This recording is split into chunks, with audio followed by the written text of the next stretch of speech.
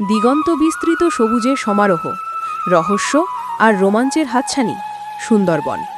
প্রকৃতির এক অপার বিস্ময়, যেখানে নদী আর জঙ্গল মিলেমিশে একাকার। আজ আমরা আপনাদের নিয়ে যাব সুন্দরবনের গভীর অরণ্যে, এক নৌকো ভ্রমণের অভিজ্ঞতায়। সকালের স্নিগ্ধতা মেখে আমাদের যাত্রা শুরু।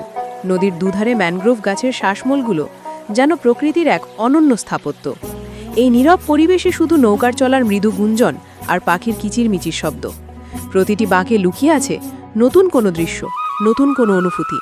সুন্দরবন শুধু গাছপালার নদী নয়, এটি অসংখ্য প্রাণের আশ্রয়স্থল, যেমন বাঘ, সিংহ, পশু, পাখি ও কুমির ইত্যাদি নিয়ে বসবাস এই সুন্দরবন।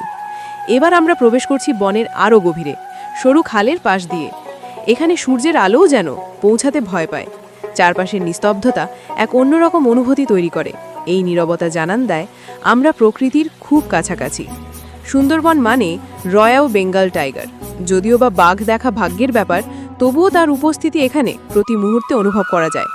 গাইডরা সবসময় সতর্ক থাকেন, আর আমরাও কান পেতে থাকি বনের প্রতিটি শব্দ শোনার জন্য। এই রোমাঞ্চই সুন্দরবনের মূল আকর্ষণ। দিনের আলো নিভে আসছে। পশ্চিম আকাশে সূর্যের শেষ রশ্মিগুলো নদীর জলে এক মায়াবী আভা ছড়িয়ে দিয়েছে।